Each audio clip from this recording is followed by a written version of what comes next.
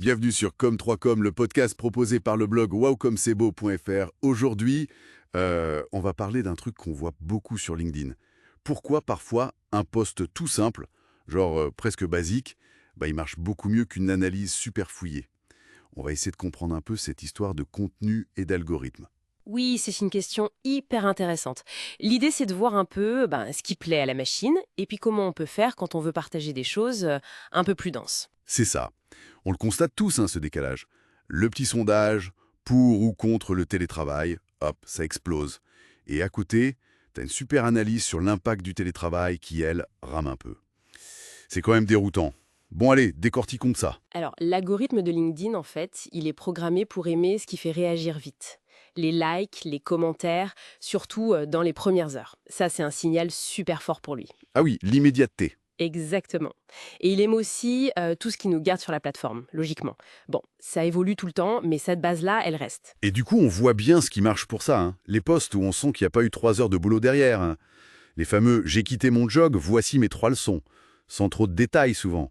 Ou les sondages oui non sur des sujets hyper complexes, on les reconnaît ces formats. Tout à fait. Et ça marche parce que c'est facile à consommer. On scrolle sur le mobile, hop, un clic. Ça demande pas un gros effort mental. C'est ce qu'on appelle la facilité cognitive. Ça joue aussi sur l'émotion rapide ou le fait de sentir appartenir à un groupe quand on vote pareil que les autres. Mhm. Mais ce qui est intéressant, c'est que l'algo, lui, il mesure pas la vraie valeur pour la personne qui lit. Il se fie à ses réactions, quoi. Alors justement, quelles sont les conséquences de tout ça? Est-ce que ça change un peu l'ambiance sur LinkedIn, ce qu'on y cherche? C'est une vraie question. Le risque, c'est que cette course à la visibilité pousse à faire des contenus de plus en plus calibrés, on va dire, Maté, oui. peuvent devenir un peu méfiants, non? Et puis ceux qui veulent partager des analyses qui demandent un peu plus d'attention, ils pourraient se sentir un peu découragés. Ça peut rendre le fil d'actualité un peu uniforme. Uniforme, oui. La question, c'est est-ce que la plateforme ne perd pas un peu en richesse, en valeur informative? Mais alors, comment on fait si on veut quand même partager du contenu de qualité qui demande un peu de réflexion? On est condamné à faire moins de vues. C'est là que ça coince un peu. Non, pas forcément condamné. L'idée, c'est peut-être d'adapter la forme, mais sans jeter le fond avec l'eau du bain, si je puis dire. D'accord. Fait, pas juste une accroche choc et du vide derrière. Poser des questions ouvertes aussi.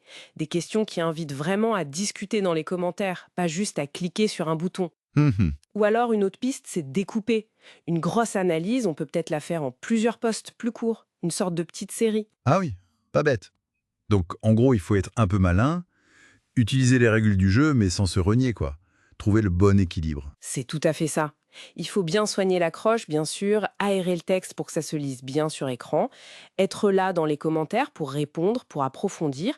Tout ça, ça peut aider un bon contenu à sortir du lot. D'accord. L'optimisation pour l'algorithme, ça doit rester un moyen, pas une fin en soi. L'expertise, la crédibilité, ça se construit sur la durée, hein. C'est vrai. L'algorithme, il changera encore.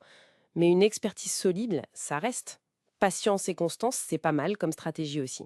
Au fond, ce qu'on voit sur LinkedIn, c'est peut-être juste le reflet de notre rapport général à l'info aujourd'hui, non? On aimerait bien du fond, mais notre attention, elle est limitée, elle est hyper sollicitée. C'est une excellente remarque. Précisément. L'algorithme, il fait qu'amplifier nos comportements à tous. Notre tendance à aller vers ce qui est rapide, facile, ce qui procure une petite émotion directe. Donc la responsabilité, elle est partagée en fait.